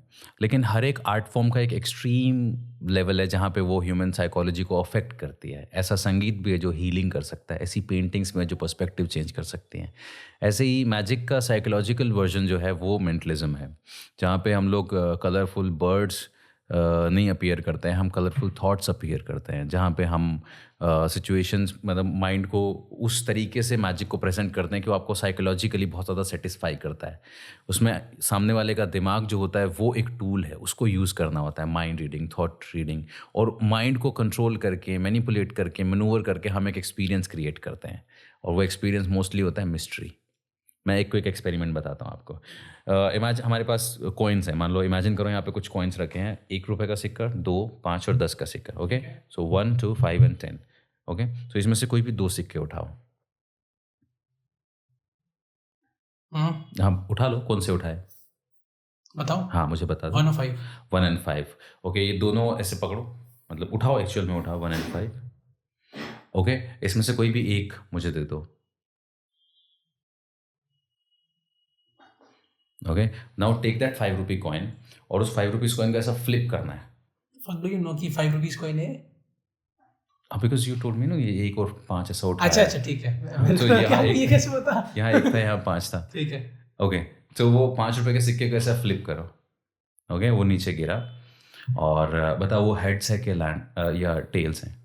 बताओ। फेस अप क्या है? बताओ। हाँ, हेड्स। कोई भी सिलेक्शन हो सकता था, राइट? और उसके बाद सेकंड लेवल पे आप कोई भी सिक्का उछाल सकते थे और वो किसी भी डायरेक्शन में आ सकता था, राइट? ये कार्ड शुरू से यहाँ पे रखा है, राइट? इस वेट इसके नीचे है 5 रुपये का सिक्का, एक सिंगल सिक्का है ये, ठीक है? और इस पे लिखा हुआ है हेड्स। अरे यार, ओहो, ये क्या सीन है? ग्रेट। ये क्या मेरा गिफ्ट हो गया? सीखना है? हाँ ठीक है। ला, एक बहुत ही मजेदार चीज है। अब आपने देखा कि मैंने माइंड को एक ऐसी गाइस आई स्वेयर मैं नहीं मिला वो, मैं एकदम कसम खा के बोल रहा हूँ कि मेरे को सच में ये सिक्का पॉडकास्ट के पहले से रखा हुआ है और ये जिस तरीके से इन्होंने प्लेस किया है और बिल्कुल भी हम नहीं मिले हुए। I swear on my mother. Okay, तो एक ये ट्रिक मैं सिखा देता हूँ, और ताकि लोगों को एक आइडिया लगे कि जो अभी तक माइंड कंट्रोल जैसा दिखाई दे रहा है कि मैंने कैसे प्रिडिक्ट कर दिया पहले से और मैंने माइंड कंट्रोल किया, मैं ये सारी बातें बोल भी सकता हूँ, इन सब बातों पे यकीन भी दिला सकता हूँ, क्योंकि अभी हमने प्रूव किया है। जब हमने प्रूव किया है तो अब कुछ कहना बचा नहीं। अब इसको थोड़ा डिकोड कर देते हैं। ओके, मैंने ये 5 रुपये का सिक्का यहाँ रखा, इसका कौन सा फेस अप है? टेल्स। अभी फिलहाल इसका टेल साइड, ठीक है। टेल्स अप है, 5 रुपये का सिक्का है, और इस पर मैंने लिख दिया हेड्स, ठीक है, और इसको यहाँ रख दिया। ओके, यहाँ पे 4 सिक्के रखे हैं, 1, 2, 5 एंड 10, ठीक है। तो मैं 3 स्टेप्स में इसको लेके चलूँगा। पहला स्टेप कि इसमें से कोई भी 2 सिक्के उठाओ। आपने उठाए 1 और 5, ठीक है, तो मैंने एक स्टेप और क्लोज़र आ गया, एक स्टेप और क्लोज़र आ गया 5 रुपये के सिक्के के। फिर मैंने बोला इसमें से कोई एक मुझे दे दो। आपने मुझे दिया 1 रुपये का सिक्का। अब मैं एक स्टेप और क्लोज़र आ गया 5 के। अगर आप मुझे 5 का देते तो कॉइन फ्लिप मैं करता, आप नहीं करते। मुझे शुरू से ही आपको 5 पे लेके जाना है, समझ रहे हो? मैं आपकी चॉइस को नैरो डाउन करता जा रहा हूँ, लेकिन मुझे पता है मैं क्या कर रहा हूँ। बट अगर मैं 5 सेलेक्ट नहीं करता तो? ओके, अगर आप 5 सेलेक्ट नहीं करते, लेट्स से यहाँ पे 1, 2, 1 और 10 सेलेक्ट करता, ठीक है। Okay, give these coins to me. ये हमने जेब में डाल लिया है ना। वो जो 2 कॉइन्स पड़े उनको ध्यान से देखो। अच्छा, मुझे पता है मुझे आपको कहाँ लेके जाना है।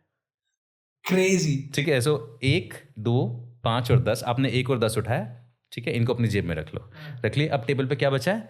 1 और 5, इसमें से कोई भी एक उठा के मुझे दे दो। अब सेकंड स्टेप क्या है? मुझे देना, क्योंकि दोबारा से पॉकेट में नहीं ले जा सकते ना। वो एक स्टेप हो गया, आपको लगेगा कि पिछली बार पॉकेट में रखवाया था, अब मुझे दिया, तो समझ रहे हो ये बिल्कुल एक दूसरे से कोई कनेक्शन नहीं है इनका। तो इसीलिए आपको वो इतना रैंडम आपको लग रहा है कि बहुत रैंडम हो रहा है, पर वो रैंडम नहीं हो रहा है, वो सब एकदम डिसाइडेड है। उसके बाद हेड्स। ओके, अब 5 का सिक्का मैंने आपको फोर्स कर दिया, आपने चूज कर लिया। अब मैंने आपसे पूछा कि आपने कॉइन उछाला तो कौन सा फेस अप है, बताओ। हेड्स। Heads, let's suppose. हाँ, तो बहुत इजी हो गया मेरे लिए। मैंने लेकिन बोला आपका भी हेड्स ऑन नहीं है, आपका टेल्स है। मैंने बोला हेड्स, लेकिन आपको पता नहीं है ना हेड या टेल क्या। आपने बोला हेड्स, मैंने बोला ओके। रिमेंबर वहां पे 4 सिक्के थे और आपने चूज किया 5 रुपए का सिक्का। बीच का पूरा प्रोसेस गायब है। आपने चूज किया 5 रुपए का सिक्का और आपने फ्लिप किया, और ये कार्ड यहां पहले से रखा है और इसके नीचे है 5 रुपए का सिक्का, और मैंने पहले से लिखा हुआ है हेड्स। अब वापस आते हैं, ये टेल्स आप है, ठीक है। बताओ, कॉइन गिरा, क्या ऊपर है? टेल्स। Tales, okay. हेड्स बोल दिया। अच्छा हाँ, टेल्स। टेल्स बोल दिया, तो मैं बोलूँगा 4 सिक्के थे, आपने चूज़ किया 5 रुपये का सिक्का, आपने फ्लिप किया, इमेजिनरी कॉइन है और आपकी इमेजिनेशन कहीं भी जा सकती थी। लेकिन कमाल की बात ये, यहाँ पे ये कॉइन पहले से रखा है, यहाँ पे एक ही कॉइन है और वो है 5 रुपये का सिक्का, and which is tail side up. तो फिर मैं इस कार्ड के बारे में बात ही नहीं करता।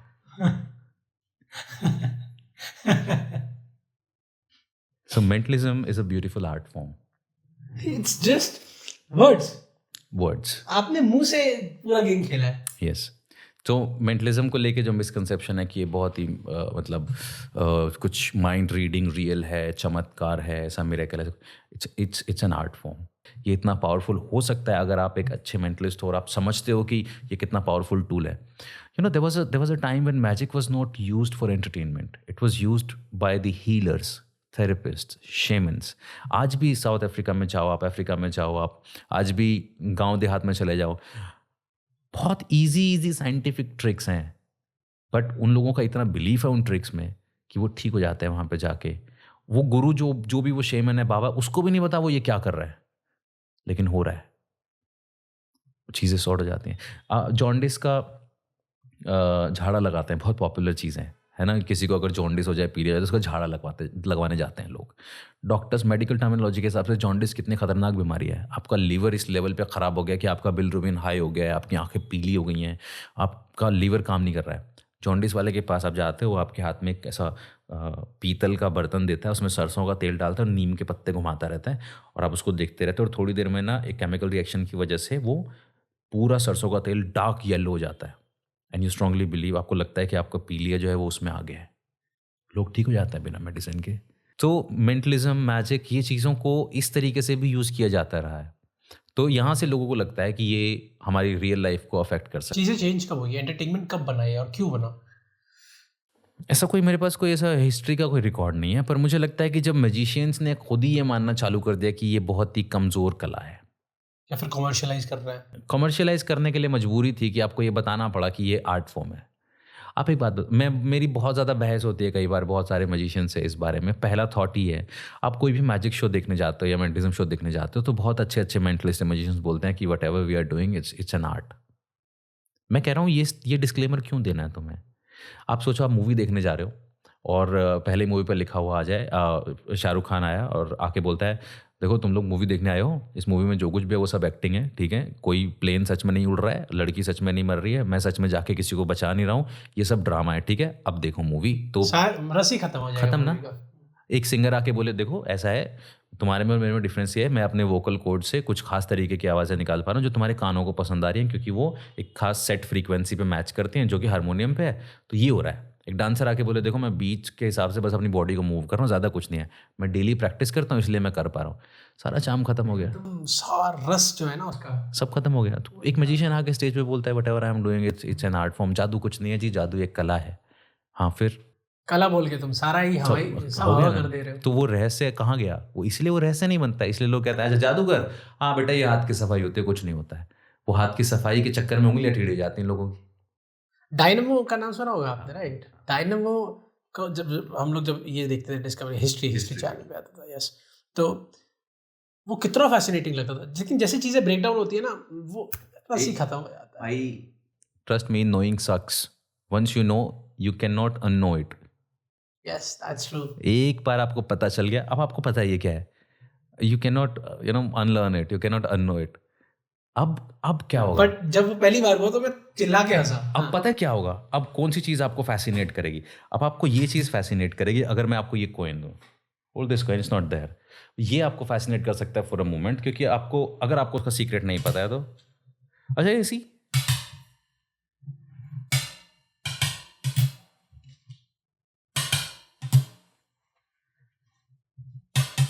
I don't know if I can do this.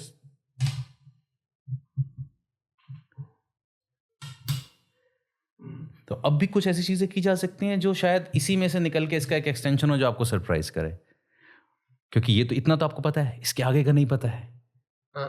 तो ये पावर है मेंटलिज्म। यस, ये पावर है मेंटलिज्म का। अगर आप इसको इस मिस्ट्री को यूज करना जानते हो तो बहुत अच्छा टूल है। Second thing, hypnotherapy. So you mentioned hypnotherapy अलग है, hypnosis और hypnotherapy अलग है, yes. तो हिप्नोसिस में क्या है? हिप्नोसिस में कोई ट्रिक नहीं है। हिप्नोसिस एक साइंटिफिक प्रोसेस है, एक फिनोमिना है। उसमें आप इंसान को एक सजेस्टिव स्टेट में ले जाते हो और उसके अंदर चेंजेस करते हो। उसके लिए आपको सीखना पड़ता है, आपको बोलना आना चाहिए, आपको इंसान के बिहेवियर की समझ होनी चाहिए। हिप्नोथेरेपी एक प्रॉपर रिस्पॉन्सिबल काम है, उसके पीछे कोई ट्रिक नहीं है। हाँ, अगर आपको ट्रिक्स आती हैं वो हिप्नोथेरेपी में आप ऐड करते हो तो वो मदद कर सकती हैं।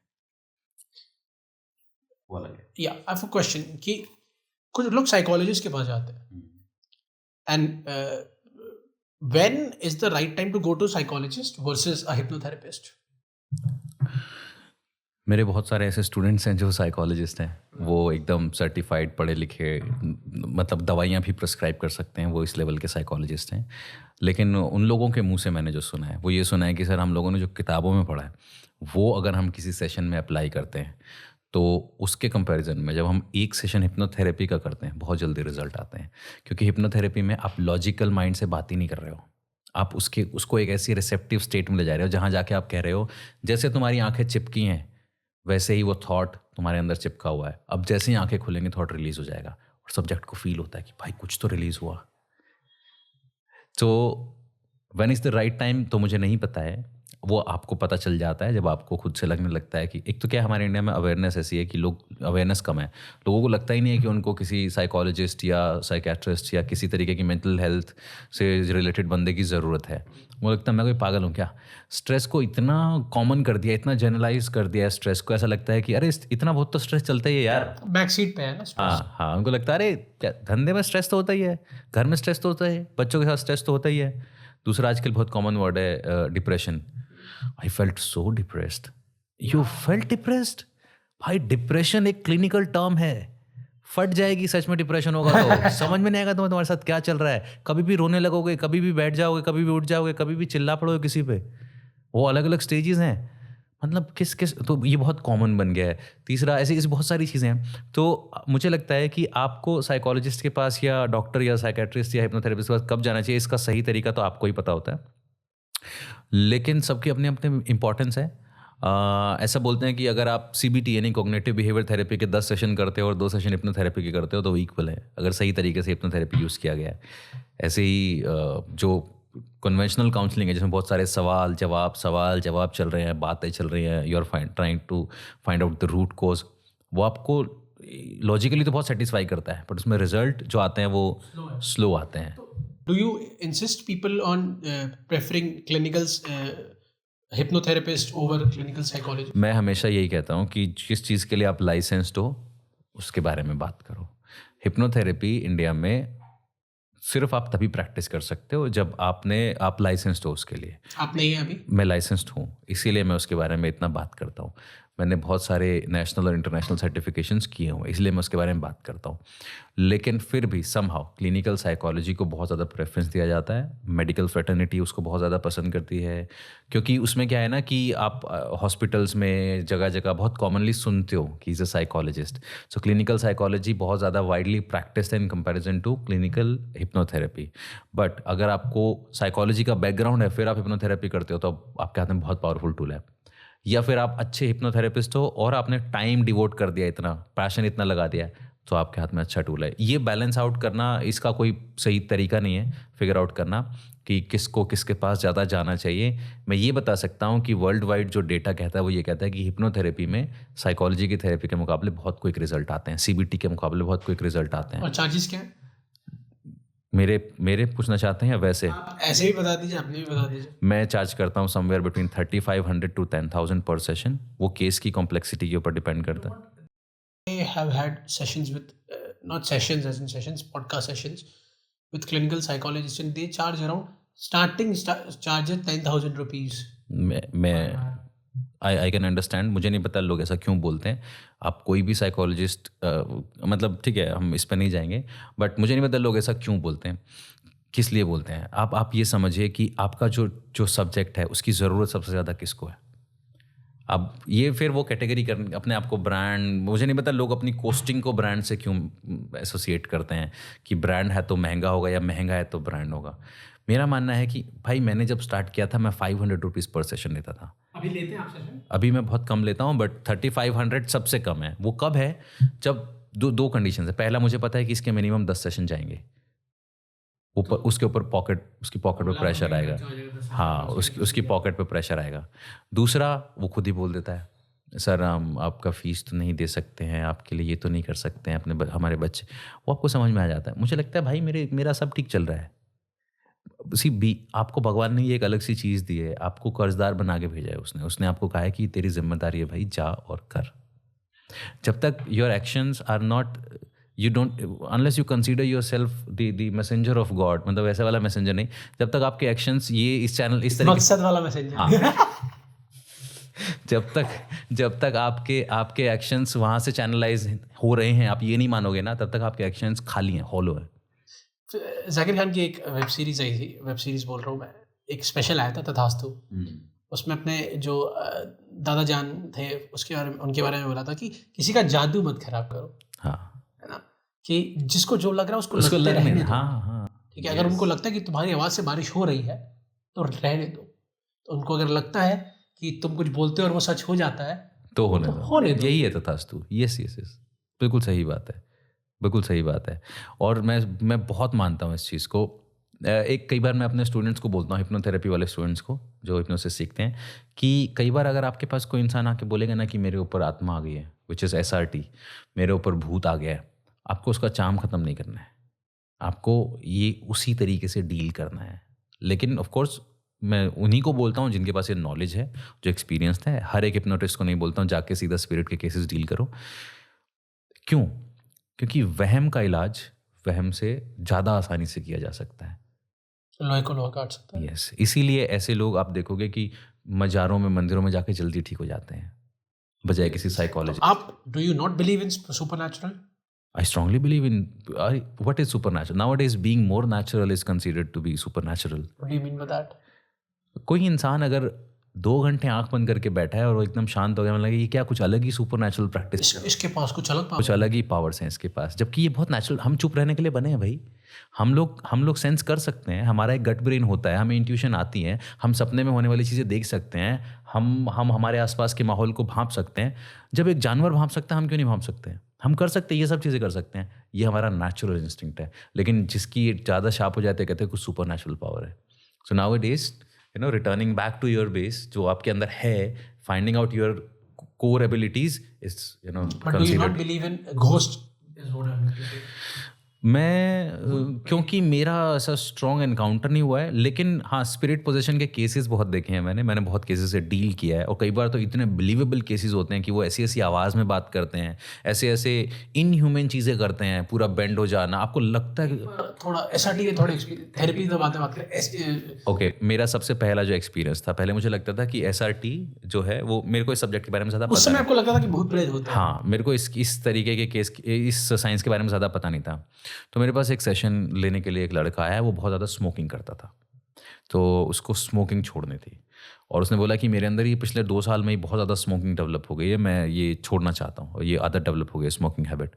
हमने सेशन किया हिप्नोथेरेपी का, कुछ दिन के बाद उसकी हिप्नोथेरेपी से 2-3 सेशन के बाद स्मोकिंग कम हो गई, फिर धीरे धीरे ख़त्म हो गई, पर दोबारा से स्टार्ट हो गई। वो मतलब उसको सब टिक के रिजल्ट नहीं आ रहे थे। तो उसके बाद फिर जब उससे बातचीत होना स्टार्ट हुआ, तो मैंने उसको बोला कि चलो इसका रूट कॉज जानने की कोशिश करते हैं। तो हमने एक सेशन किया ऐसे ही कि तुम्हें जो लास्ट मेमोरी याद है वो क्या याद है, कैसे याद है? लास्ट मेमोरी एज इन कि स्मोकिंग सबसे पहली बार कब किया था तुमने? उसने बोला मैं कॉलेज टाइम में करता था, फिर छोड़ दिया था, बट इतना डिफिकल्ट मेरे लिए कभी नहीं था। तो फिर मैंने उसको डीप ट्रांस में लेके गया। तो मैंने उसको बोला कि स्मोकिंग से रिलेटेड जो भी सजेशन मैंने उसको दिए वो दिए। जैसे ही मैंने उसको सजेशन देना चालू किया, सडनली उसके अंदर से आवाज़ आती है, आवाज़ बदलते हुए वो कहता है ये नहीं छोड़ेगा, ये नहीं पीता है, मैं पीता हूँ।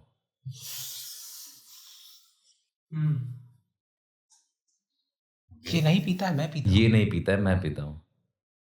ओके, अब मुझे पता है साइकोलॉजी के टर्म में आप इसको बोल दो स्पिरिट पोजेशन सिंड्रोम, या डिसोसिएटिव आइडेंटिटी डिसऑर्डर, या मल्टीपल पर्सनालिटी डिसऑर्डर, या आप कुछ भी बोलो इसको, लेकिन वो सेशन उस वक्त तो कंटिन्यू करना है ना, मैं भाग नहीं सकता ना भाई। मेरे को तो, मैंने किया इस तरीके के केसेस को डील। हाँ, मतलब ऐसा जनरली ऐसा होता है कि क्या होता है ना, इंसान अपने बारे में बात करते करते जब उसको लगता है कि मुझे कुछ ऐसी बात कहनी है जिसमें मेरे ऊपर ब्लेम आ सकता है, तो वो अक्सर ऐसे रास्ते चूज करता है जिससे वो खुद को कट ऑफ कर ले। इसीलिए इंसान I am not to blame. Yes, इसलिए इंसान शराब पी के जो बोलता है वो अगले दिन कहता है कि यार शराब ज़्यादा हो गई थी। शराब पे ब्लेम किया जा सकता है, इंसान पे नहीं। तो इसीलिए इंसान गुस्से में कहता है यार मैंने गुस्से में बोल दिया, सॉरी, मैं मन में ऐसा नहीं सोचता हूँ तेरे बारे में, बस मेरी ज़ुबान से निकल आई थी बातें। सो वो खुद को कट करने के चक्कर में इंसान उस पर्सनालिटी को, अपने ऑल्टर ईगो को या उस पर्सनालिटी को बड़ा बना देता है, खुद को छोटा बना देता है और खुद को कट कर लेता है वहाँ से। तो ऐसा अक्सर लोग करते हैं। सो मुझे लगा ये वही है। मैंने बोला तो क्यों नहीं छोड़ेगा ये? क्योंकि हम सिगरेट पीते हैं। अब डायलॉग हो रहा है। डायलॉग। मैं बोला कब से पी रहे हो इसके साथ सिगरेट? सो बोला हॉस्पिटल से। मैं बोला हॉस्पिटल से? बोला 2 साल से। ओके, इस लड़के को नहीं पता है ये सब बात, उसने कुछ नहीं, वो जो अंदर से आवाज़ आ रही है वो आदमी बोल रहा है। मैं बोला अच्छा कौन से हॉस्पिटल से, क्यों, कैसे? उसने बोला कि हम निकले तो सामने ये बैठा था, तो हमें लगा ये बिल्कुल सही है, इसको भी सिगरेट पीनी थी, हमें भी पीनी थी, हम इसके साथ चल दिए। इसने बोला हम सिगरेट पिलाएंगे तुम्हें, हमने सिगरेट पीना चालू कर दिया इसके साथ। ये एक तरीके से सोल बोल रही है। हाँ, ये वो जो दूसरी आवाज़ है वो बता रही है, तब से हम पी रहे हैं इसके साथ सिगरेट। तो मैंने बोला तो ये छोड़ नहीं रहा है तो किस वजह से, तुम नहीं छोड़ने दे रहे हो? हाँ, ये तो छोड़ देगा, हम नहीं छोड़ने देंगे, हमें कौन पिलाएगा सिगरेट। ठीक है, वो सेशन मैंने कंप्लीट किया, बातें उससे की, उसको शांत किया, उसको कट ऑफ किया, वो पूरा प्रोसेस है। फिर उस लड़के को जब वो ट्रांस से बाहर आया, उससे बात की। मैंने बोला तो बीच में जो ये कॉन्वर्सेशन, उसने बोला कौन सी। तो ये भी मैं मानता हूँ कि इंसान मल्टीपल पर्सनालिटी डिसऑर्डर में अपनी प्रीवियस पर्सनालिटी, या जब वो कट होता है तो कई बार वो उसको एक पर्सनालिटी को दूसरी पर्सनालिटी के बारे में नहीं पता होता है, उसकी प्रेजेंस और एब्सेंस का नहीं पता होता है। ये भी होता है, हमारा माइंड बहुत पावरफुल है। स्किज़ोफ्रेनिया में, बाइपोलर डिसऑर्डर में इस तरीके की चीज़ें होती हैं कि इंसान हेलुसिनेट करता है, जो आपके और मेरे लिए रियल में एग्जिस्ट नहीं करता, उसको वो दिख रहा है। किसी को अगर हेलुसिनेशन हो रहा है, नेगेटिव हेलुसिनेशन, कि यहाँ कुछ, मान लो यहाँ स्पाइडर नहीं है और किसी को दिख रही है, तो आपके और मेरे लिए वो उतना ही झूठा है जितना उसके लिए वो रियल है, और उसके लिए उतना ही रियल है जितना हमारे लिए वो नहीं है। तो मैंने फिर उससे वो डेटा रीचेक करने के लिए बोला। मैंने बोला 2 साल पहले तुम किसी हॉस्पिटल में गए थे, इस हॉस्पिटल में गए थे, ऐसा ऐसा था। तो उसने बोला हाँ, मेरी दादी एडमिट थी वहाँ पे और रात को मुझे रुकना पड़ता था। मैंने बोला ओके। मैंने बोला कि तुम सिगरेट पीते थे उस वक्त हॉस्पिटल में, या सिगरेट की तुम्हें तलब होती थी, क्या होता था? उसने मुझे स्टोरी बताई। उसने बोला कि मेरी एक आदत है, जब मैं मास्टरबेट करता हूँ उसके बाद मुझे सिगरेट चाहिए होती है, ये उसकी एक आदत है। वो पॉर्न देख रहा था हॉस्पिटल में बैठा कमरे में, दादी उस बेड पे, वो आराम से साइड में बैठा है अपना। उसने मास्टरबेट किया, अब उसको सिगरेट चाहिए। अब वो सिगरेट ढूंढ रहा है क्योंकि हॉस्पिटल से बाहर जाना पड़ेगा, अब दादी को छोड़ के रात को जा नहीं सकते हैं। नहीं गया वो, उसको फीलिंग रही। मेरा दिमाग खराब हो गया, मैं सेंस बना ही नहीं पा रहा था कि इसका उससे क्या कनेक्शन है, उसका इससे क्या कनेक्शन है, ये क्या है। फिर मैंने बहुत सारे अपने जो अच्छे हिप्नोटिस्ट फ्रेंड्स हैं यूके में, यूएसए में, सबके साथ शेयर। तो मुझे किसी ने बोला कि have you heard of the book the unquiet dead? The unquiet dead एक बुक है जो स्पिरिट पोजेशन सिंड्रोम के बारे में है। मैंने बोला नो। उसने मेरे साथ वो बुक शेयर की, मैंने वो बुक मंगवाई, बुक खरीदी, बुक पढ़ी।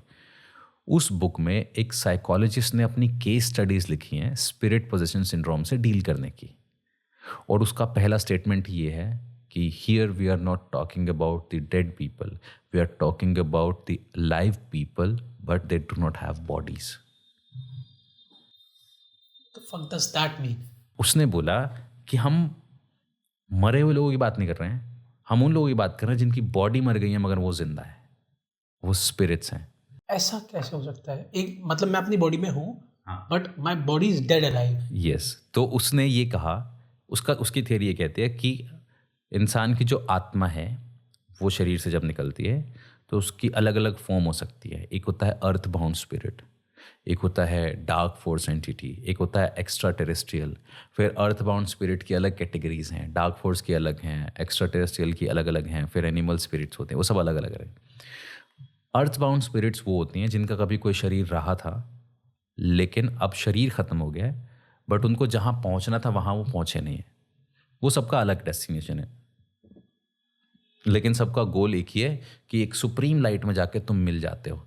और ये अलग अलग साइकोलॉजिस्ट ने, अलग अलग डॉक्टर्स ने अपनी किताबों में मेंशन किया, जैसे कि उसकी बुक है मैनी लाइफ्स मैनी मास्टर्स, एक बुक है लाइफ बिटवीन लाइफ्स, ये बुक है।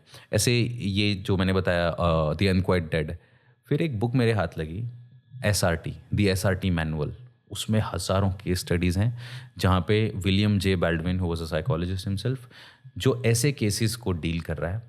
और एंड तक आते आते ये unquiet dead, doctor Edith fair और ये विलियम जे बैल्डविन, ये दोनों इस चीज़ को कंक्लूड करते हैं और कहते हैं स्पिरिट्स होती हैं, उनको स्पिरिट्स मान के ही डील करना है। मेरा मानना ये है कि होती हैं या नहीं मुझे नहीं पता, पर आपके पास जो केस आया है उस वक्त सबसे सूटेबल यही है कि आप उसको मानो, क्योंकि अगर हम इस चैलेंज में जाएंगे कि होती हैं या नहीं होती हैं तो ये बहुत बड़ा झगड़ा हो जाएगा, हमारा अपना कॉन्फ्लिक्ट हो जाएगा। यस, बहुत बड़ा डिबेट हो जाएगा। तो जब मेरे पास कोई ये कह रहा है कि मेरे सिर में दर्द है तो मैं यही मान के डील करूँगा कि सर में दर्द है। बाद में रूट कोस क्या निकलेगा अलग बात है। जब वो सामने वाला बंदा ये कह रहा है कि मैं नहीं छोड़ने दूंगा तो मैं उस एंटिटी से ही डील कर रहा हूँ। तो फिर उसके बाद मैंने जब वो पढ़ा तो मुझे ये समझ में आया कि जो एंटिटीज़ होती हैं ये वाइब्रेशंस और फ्रीक्वेंसी के हिसाब से अट्रैक्ट होती हैं. अगर आप लोली फ्रीक्वेंसीज पे वाइब्रेट करते हो तो आप ऐसी एनर्जी को अट्रैक्ट करते हो जो उस फ्रीक्वेंसी पे वाइब्रेट करती है. Give me some tools that people can implement. अब ये देख लिया, पॉडकास्ट समझ लिया लोगों ने, but some tools that they can implement by themselves for self hypnosis maybe और for betterment of their life, something like that. तो सेल्फ हिप्नोसिस सबसे आसान तरीका है इसको करने का. मैंने आपको एक फॉर्मूला दे दिया, इमेजिन, एक्सपीरियंस, बिलीफ. जो आप इमेजिन करोगे धीरे धीरे आपकी बॉडी उसको एक्सपीरियंस करने लगेगी. जो आप एक्सपीरियंस करने लगोगे आपका बिलीफ सिस्टम वैसा बन जाएगा, और जैसा बिलीफ सिस्टम बनेगा वैसा ही आपकी बॉडी एक्शन करने लगेगी. तो मान लो अगर आपको कोई चीज़ छोड़नी है तो आपको ये फील नहीं करना है कि उसको छोड़ूं कैसे, क्योंकि जब आप उसको छोड़ने के बारे में सोच रहे हो तो बार बार आप इमेजेस वही बना रहे हो जो उसको छोड़ने की से रिलेटेड है या नहीं है, लेकिन इमेज वही बन रही है. लेट्स से किसी को चाय छोड़नी हो तो सिगरेट बात करते हैं. सिगरेट, अगर सिगरेट छोड़नी है तो इमेज सिगरेट की बन रही है. चाय छोड़नी है तो इमेज चाय की बन रही है. चीनी छोड़नी है तो इमेज चीनी की बन रही है. आपको ये सोचना है कि सिगरेट, चाय, चीनी छोड़ने के बाद आप किस तरीके के इंसान बन जाओगे. वो जो उसके बाद जो मैं अक्सर एक क्वेश्चन पूछता हूँ अपने क्लाइंट से. मैं पूछता हूँ कि जब ये चीज़ नहीं होगी तब आप क्या हो जाओगे. How do you see your life without when this thing is gone, when how do you see your life as a non smoker. So when you see your life as a non-smoker very clearly, start imagining that again and again, again and again.